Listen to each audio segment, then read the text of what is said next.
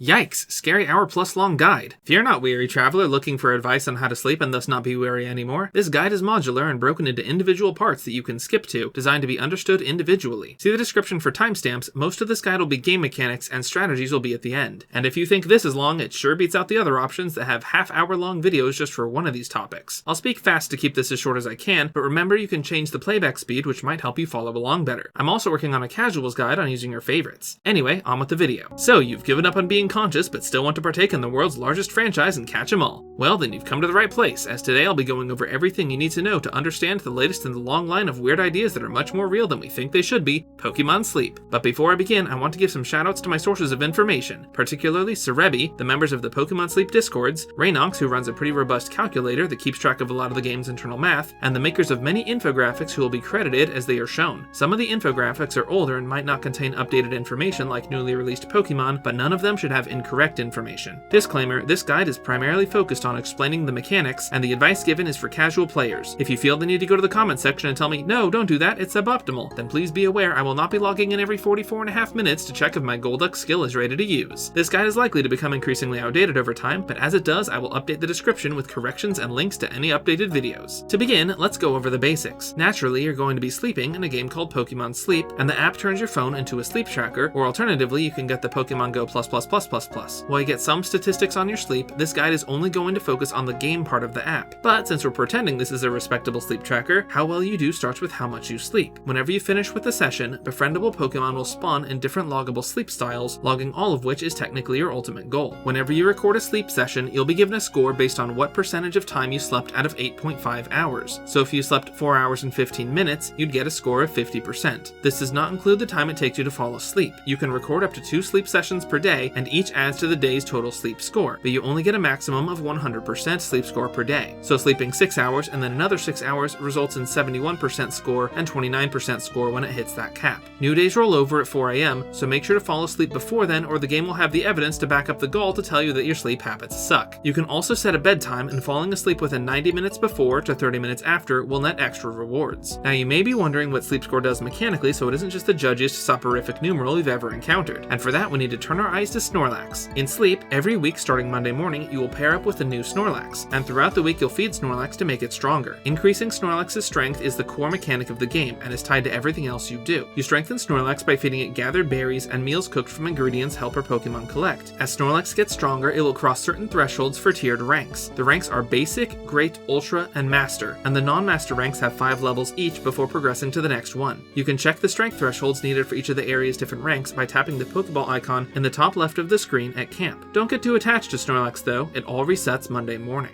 So what is this all good for then? Well, after each sleep session, Pokemon will spawn around Snorlax, and the types you find depend on factors like the sleep score, Snorlax's strength, and however you happen to particularly pass out last night. Certain Pokemon spawns are locked behind the leveled ranks, but to get them to spawn in the first place, we need to calculate Drowsy power. Drowsy power is the product of your Snorlax's strength multiplied by your session's sleep score, and as it goes up, you'll get more Pokemon spawns and rarer sleep styles for those Pokemon. If you slept well, you can calculate Drowsy power easily by slapping 2 zeros on the end of Snorlax's strength, but you'll otherwise have to do math. In Sleep, there are 3 categories of comatose called sleep types: dozing, snoozing, and slumbering. These relate to how much you move at different intervals of a session. Each sleep session you log will focus on one of these 3 or be balanced, and depending on the type will change the pool of Pokemon that can spawn, with balanced having all 3. The type is not determined based on which you got the most of that night, but instead of which you got more of relative to your average sleep data. So if you're like me and leave your sleep tracker on for 2 hours before you actually get in bed, that can be considered normal behavior and not always result in sleep thinking you're dead. Ideally, you'll want to get a mix of sleep styles to see a variety of Pokemon, as your ultimate goal is to catalog every possible way they can be found comatose. You can check what you've seen before using the Sleep Dex from your main menu. At the end of a sleep session, Pokemon will be found in a sleep style of varying rarities. Higher Drowsy power results in more Pokemon spawns and rarer sleep styles each session. Rarer styles and Pokemon found in their evolved form also give more candy of their type on the day's first sleep session, a resource used to power up that species. Of note, any Pokemon studied after the 10th one of the day will reward fewer candies and dream shards, more on those later. Rarer styles also make Professor Obligatory NPC profession give more research XP. Research XP lends to your research level, which as mentioned goes up when you play your sleep session's Pokemon Snap minigame and log sleep styles. Research level is good for 3 things. First, you get immediate rewards on leveling up. Second, it increases the maximum possible level of the Pokemon you befriend, as well as the maximum level your helpers can reach. And finally, items called Dream Clusters will experience inflation and can be exchanged for more Dream Shards. The current maximum research level as of this guide's release is 65, which will also be equivalent to the maximum Pokemon and recipe levels, more on those later. Independent from research level, you also have sleep style dex goals, requiring a certain number of unique sleep styles to be studied to progress. These rewards are typically more impactful though, unlocking new areas and upgrades to the cooking pot, including the cooking pot itself. The main unlocks though are the new areas to set up camp in. As of this guide, there are 7 areas in the game, being Greengrass Isle, Cyan Beach, Top Hollow, Snowdrop Tundra, Lapis Lakeside, Old Gold Power Plant, and Amber Canyon. There's also a variant of Greengrass Island via Expert Mode, which will be discussed in its own section later. You can select an area at the start of each week and spend the week there. Each time you finish a week there, you get a permanent multiplier increase for strength gains in the area, though there is a cap depending on how many total sleep styles you've studied. The increase is 5% per week, though new players with a total area bonus across all areas less than 250% will get a 15% increase, and if your current area is at its cap, the bonus will be distributed across other areas. Some Pokemon only spawn in certain areas, and while some may spawn in multiple, some of their sleep styles may only occur in specific areas. Greengrass, for instance, has a larger selection of species, but you're unlikely to get the cutest sleepy friends there. Speaking of sleepy friends, it's time to wake them up, feed them breakfast, and set them to work. After each sleep session is mealtime, where you'll be able to feed biscuits to the Pokemon that spawned in hopes of befriending them. Each Pokemon will have a bar above their head showing their required friendship points and friendship level. Unevolved forms usually require 5 points, but rarer Pokemon take a lot of food before they decide to settle down. The biscuits you can feed them come in several varieties. The first sleep session of the day gives you a single bonus biscuit worth 3 points, or 4 points if you have the premium sleep pass. Pokeball biscuits are worth 1 point, Great Biscuits are worth 3, Ultra Biscuits are worth 5 points, and Master Ball biscuits ignore numbers and max out the remainder of the bar. There are also special event biscuits I will talk about later. You can tap the biscuit icon on the bottom left to change the current type to give to Pokemon. Filling the bar befriends the Pokemon and increases friendship level by 1.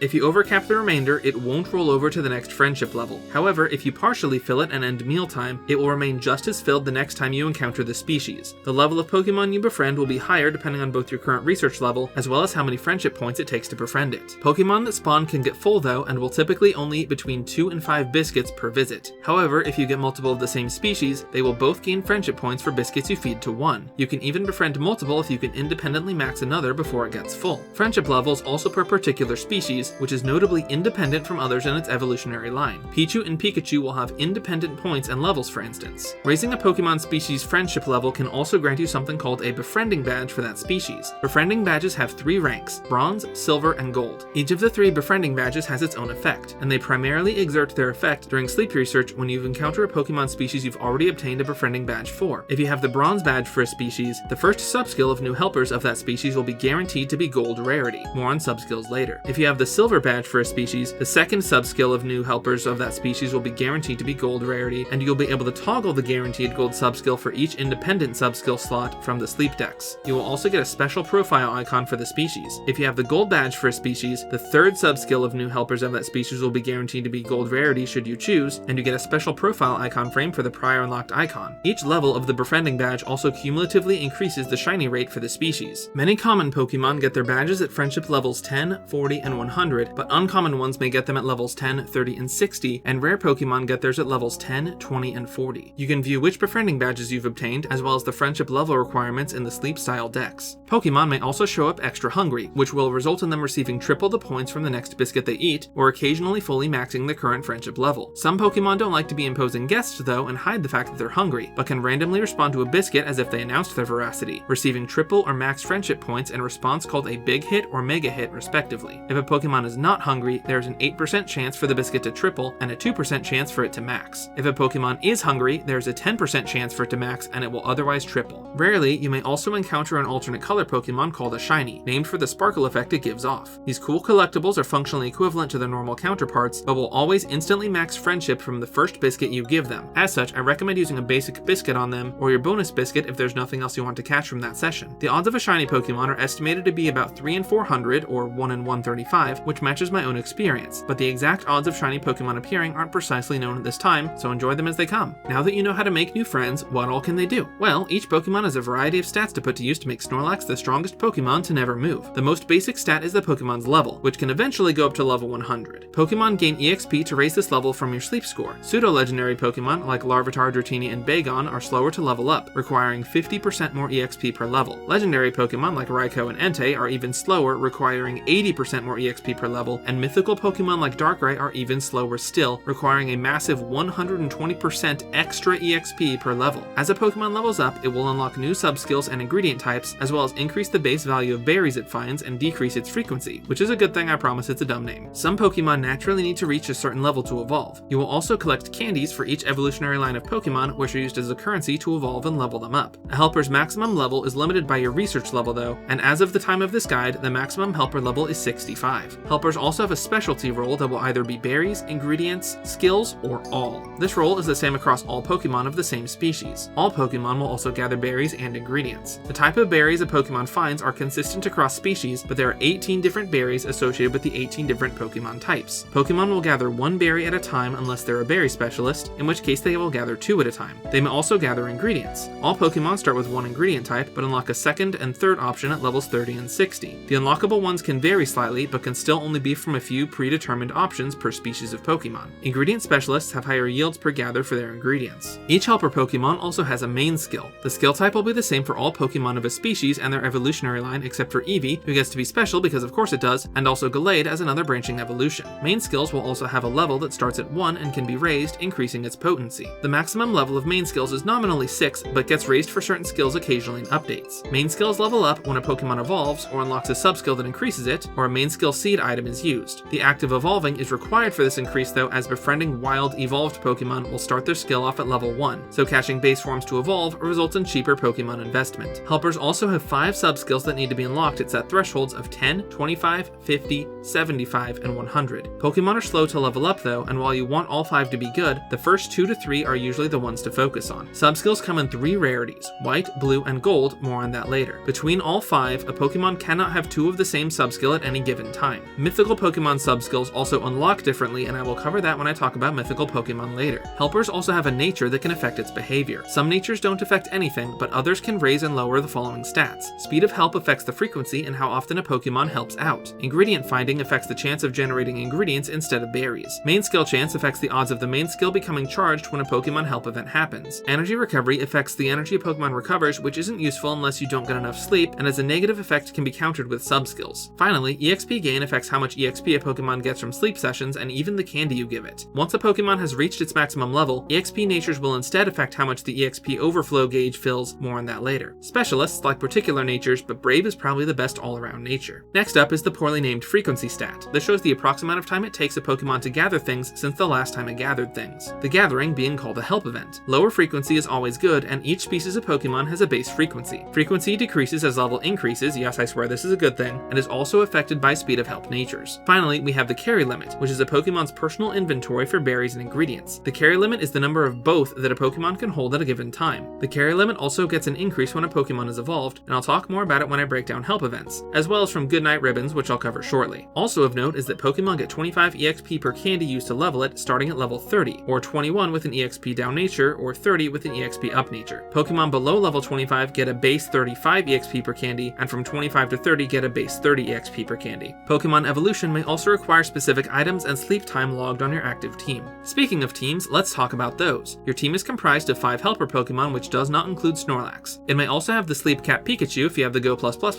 but he doesn't officially count, more on that later. This team is your method of increasing Snorlax's strength, so their abilities and group cohesion are important. Active helpers may occasionally find some of their candy while gathering, denoted by a candy icon instead of a normal one, which will net you 2 of their candy. These active helpers gain base EXP each sleep session equivalent to your sleep score. You can currently have up to 8 teams built, but only 1 will be active at a given time. Teams have a research power, or RP, that suggests how good they are, but the stat is mainly for one achievement line and fake bragging rights. More importantly on the team menu is a stats page to view all the berries, ingredients, and skills the built team can provide. Helpers you keep on your team for many sleep sessions also get awarded Goodnight ribbons that grant them certain buffs, including increased carry limit as well as decreased frequency for Pokemon that are not fully evolved. There are 4 tiers of ribbon awarded for helpers that accrue certain thresholds of sleep time at 200, 500, 1000, and 2000 hours. The rewards are cumulative, so a level 3 ribbon will also have the independent benefits of levels 1 and 2. Level 1 increases a helper's carry limit by +1. Level 2 increases a carry limit by an additional 2, and reduces the frequency for non-fully evolved Pokemon by 5% or 11% depending on if they can still evolve once or twice respectively. Level 3 increases the carry limit by an additional 3 and gives you access to a special profile icon of the Pokemon, and level 4 increases the carry limit by an additional 2 and reduces the frequency for non-fully evolved Pokemon by an additional 7% or 14% depending on if they can still evolve once or twice, for a total of 12% or 25% respectively. The decreased frequency for non-fully evolved Pokemon in general will not make up for just evolving it, but it may be useful in cases where evolution changes the berry type and is most notably useful for Pokemon like Onix and Vigoroth. Some newer Pokemon like Chansey may also benefit enough from a level 4 ribbon that it becomes able to outproduce its evolution, which is something to keep an eye out for but is unlikely to be common and requires 2,000 hours of sleep time with that helper on the team. I'll also slot in here some quick notes about the Pokemon box. It can only hold so many Pokemon and can be upgraded in the shop for diamonds. You can transfer Pokemon for their candy to get a base of 5 or more if the Pokemon is evolved or rare. You can tap and hold to start a batch transfer, you can favorite Pokemon to prevent transfer whoopsies, and shinies will also appear as such in the menu. You can also search through your collection and filter by Pokemon type, berry type, ingredients provided, main and sub skills, shininess, and can even specify whether you're looking for a Pokemon with any of the selection specifications or all of them instead. The next big topic of discussion is help events. A help event is an occurrence where a helper Pokemon generates either berries or ingredients and may also ready its main skill for use. Help events occur at a regular interval of time for each helper based on its frequency affected by its current energy level. Per help event, a helper will semi-randomly pick one option from its unlocked ingredients or its berry and produce it in the quantity listed. If it's one berry will be added to its inventory. If it's two apples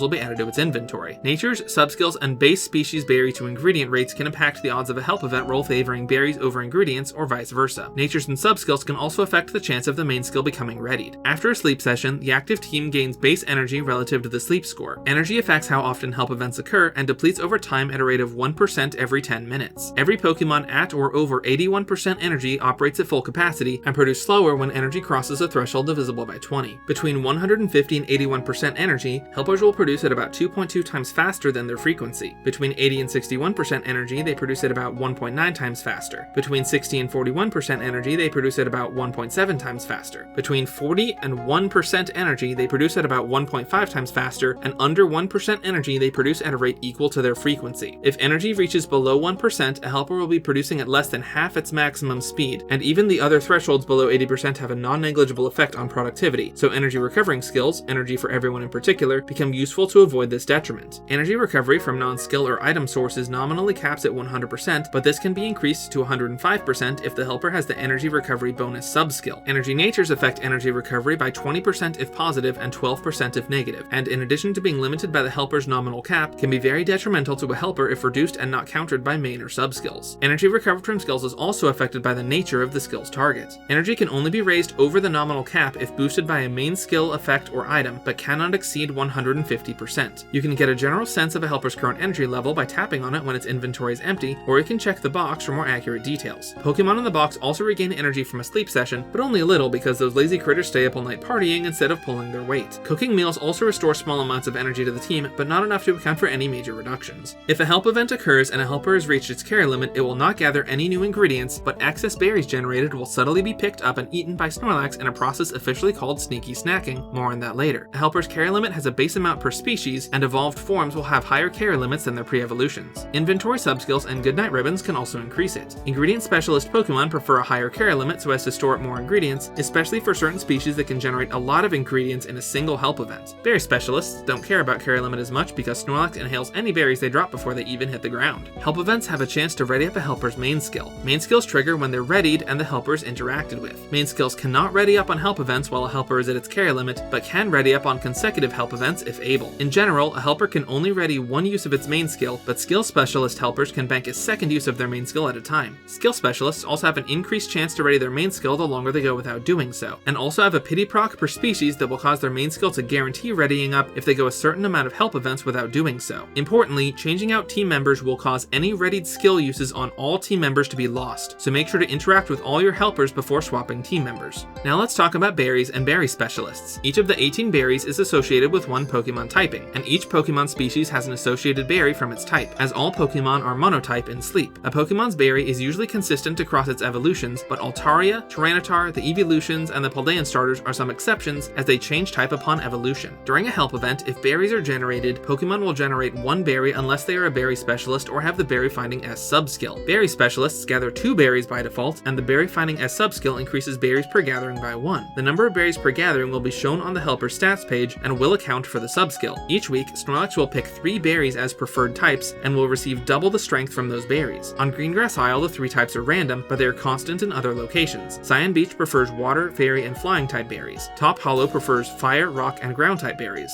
Snowdrop Tundra prefers ice, normal, and dark type berries. Lapis Lakeside prefers fighting, grass, and psychic type berries. Old Gold Power Plant prefers electric, Violet, Steel, and Ghost-type berries. Amber Canyon prefers Poison, Bug, and Dragon-type berries. Because of these constants, certain berry specialists make for safe investments. Each berry type has a base strength value that varies between types, and the amount of strength Snorlax gains from a helper's berries increases as the helper levels up. However, the difference in each berry type's base strength is small and not enough to pick any berry over a week's preferred type. On the note of berries, let's talk about sneaky snacking. When a helper reaches its carry limit, it will continue to generate berries that will automatically be consumed by Snorlax. Berry specialists like to engage in sneaky snacking because it cuts out ingredient generation from their help events while still performing their preferred event, and may even prefer lower carry limits to start sneaky snacking sooner. The gains from sneaky snacking will be displayed when you return to camp if it has occurred. Sneaky snacking can only go for 168 hours, exactly 1 week, before it will stop and the Pokemon needs to be interacted with. Pokemon using continuous sneaky snacking will also never get to activate their main skill since you're not interacting with them, and as main skills don't ready up for help events at carry limit, it's possible to go days without the helper readying their main skill. On the flip side, the other main method of gaining strength is ingredients in cooking, which I'll break down separately. If a help event does not generate berries, it will generate ingredients, picking one of the unlocked options from the helper's ingredient list and generating that ingredient in the quantity listed. Ingredient specialists will have naturally higher quantities of ingredients for their options over the other specialist types. Helpers that reach carry limit will stop generating more ingredients, so ingredient specialists should be interacted with before they hit capacity, and also like to have increased carry limit either from sub-skills or Goodnight Ribbons. At level 1, Pokemon will have one ingredient type unlocked to generate, and will unlock a second and third option at levels 30 and 60. The first ingredient is the same across all Pokemon of a species. The level 30 one will either match the first or be a set alternative for the species. The level 60 ingredient will either be one of the options from the level 30 ingredient slot or a third alternative from the species, and quantities will vary between the slots even if the ingredient is the same type, but will remain consistent for the species. Some species, like the Mareep and Krogunk lines, do not have a third unique ingredient. The level 30 ingredient also has a 2/3 chance to be different from the first, not a 50% chance. So if you want a Pokemon with only one type of ingredient, it's actually a 1 in 9 chance, not a 1 in 6. Be advised that level 30 takes a while to get to, and level 60 takes a very long time to get to. There are also ingredients that cannot be level 1 ingredients and must be unlocked as level 30 or 60 options to obtain, as of this guide just being Slowpoke tails. Potatoes, mushrooms, and leeks used to be locked behind level 30, but new Pokemon added to the game like Wooper that outdated the last iteration of this guide a week after I posted it, now have them at level 1. New ingredients added to the game like corn, coffee, and avocados are usually difficult to obtain at first, typically being limited to Pokemon in a new area, but are eventually available earlier with additions of Pokemon like Comfey and Murkrow. Pumpkins did not follow this pattern, but were released very close to avocados. A gift of coffee was given out as a Valentine's gift and unlocked it as an ingredient for all those who accepted it. And once you get an ingredient for the first time, the ingredient magnet main skill can generate them. Like berries, each ingredient also has a base strength value that they add to the meals they are in, but unlike berries, can vary notably from other ingredients. Now that you know about helper ingredients, let's put your culinary skills to use and turn them into meals. Cooking is unlocked once you study at least 12 sleep styles, and pot expansions are unlocked to purchase for dream shards as you complete more sleep style dex goals. The pot by the tent and the campsite is used for the capacity upgrades and is also used to see what the current meal type is, check known recipes, and also check the current capacity and crit chance increases from skills. When you start a week, Snorlax will pick from one of 3 preferred meal types: curry, salad, or dessert, and you will only be able to make meals of that type for the week. Each day you will be able to cook 3 meals, 1 per specific time period. Breakfast can be made between 4 AM and noon, lunch can be made between noon and 6 PM, and dinner can be made from 6 PM to 4 AM. When cooking, there is a chance to get a critical cook that will massively increase the strength yield from the dish. Critical cooks double the strength received from a meal, and the base chance of a critical cook is 10%. However, cooking changes on Sundays, the last day of the week. On Sunday, the cooking pot gains an extra 100% capacity, and the chance for critical cooks increases by 20% to a total of 30%,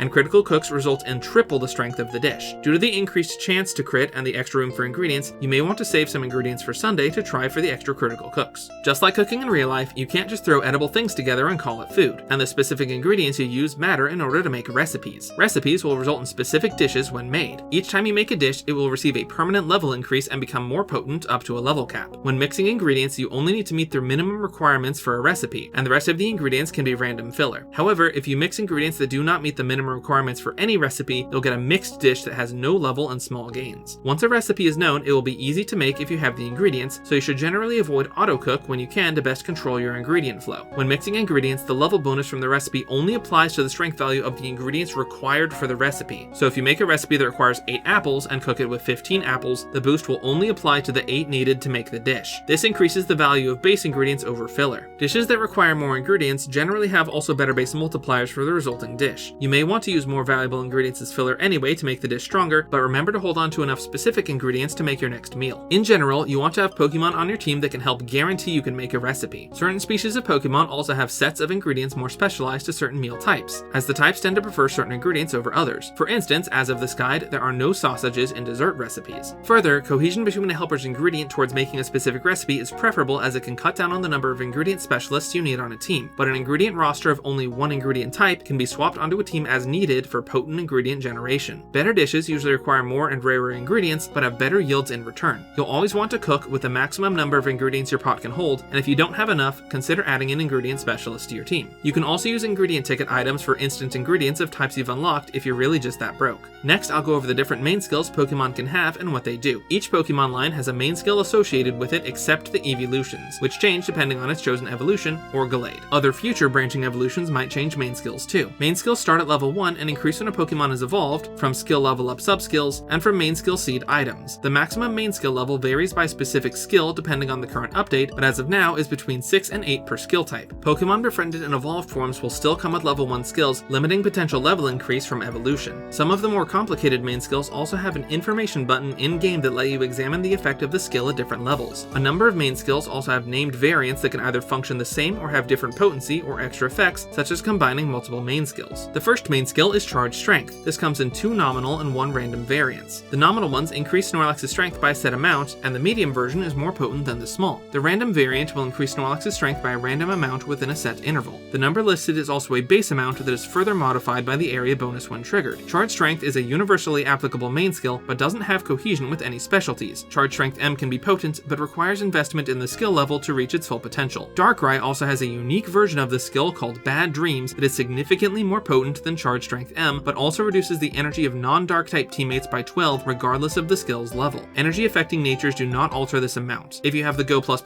there's also a trick you can do in the morning by delaying your research session momentarily and proccing Darkrai's skill, then syncing the device for your sleep session to refill the team's energy. Make sure not to use any other energy skills that might be wasted in this brief interval. This trick also does not work on Monday morning when you need to change areas, since you need to log the session before moving. Stockpile is a unique variant of Charge Strength. When triggered, it will have one of 2 effects, either Stockpile, which builds strength, or Spit Up, which strengthens Snorlax based on how many stockpiles preceded it and resets the stockpiles to 0. Stockpile can stack up to 10 and ideally gets as high as possible before Spit Up occurs. When first added, there was a trick to use airplane mode to check the skill result, which would let you swap a team member if Spit Up occurred too soon. This may have been patched, but when I asked around, no one actually uses this skill, so no one knew. Next up is Dream Shard Magnet. This skill gives you Dream Shards when activated. These are nice, but they do nothing immediately for Snorlax, and no player I've spoken to has had issues with Dream Shard count. What the skill does do is make you wonder how the devs had the audacity to make Lucario not good in a Pokemon game. As of this guide, this is the only main skill to go up to level 8, which is a steep cost in main skill seeds, as the devs continuously try to make this look like a favorable skill. Dream Shard costs for leveling a Pokemon above level 55 start to get intense though, so this may be useful someday, but in recent months I've been getting large quantities of Dream Shards for my sleep sessions, and I personally have no plans to use this skill. The Ingredient Magnet skill gives you a set number of ingredients randomly selected from ones you've collected before, so for the ingredients locked behind level 30 helpers, you'll have to put in some work to have them generate from this skill. Once done so, however, this skill is a good way to get Slowpoke tails, since the selection of Pokemon that find them is limited and not exactly fast at doing so. Per trigger, the skill will only generate 3 different types of ingredients, evenly spread across the total number it generates. The skill is also great on ingredient specialists, and the Kanto starters are prime examples of this. The skill will fail to trigger if your ingredient bag is full. The main skill Ingredient Draw S generates a quantity of one type of ingredient from a specific selection of ingredients. There's a variant of the skill called Super Luck that can occasionally just be Dream Shard Magnet instead, because the devs are so intent on making us use Dream Shard Magnet that now some of the new skills they're adding can just randomly be Dream Shard Magnet. Cooking Power Up is a potent late game skill for when you generate a lot of ingredients and have a decently sized cooking pot. Not only does it make cooking more powerful, it also allows you to make dishes that require a number of ingredients above your normal cooking pot capacity. Additions from this skill are additive with other pot capacity increases except for the Good Camp ticket, which multiplies the pot capacity by 50% after everything else is added up. Also, the skill will fail to trigger if the capacity increase is over 200. There's a variant of Ingredient Magnet called Plus and a variant of Cooking Power Up called Minus. These two main skills work together as they have bonus effects if a helper with the other skill is present on the team. Plus will generate more ingredients, and Minus will also restore energy to a random Pokemon on the team.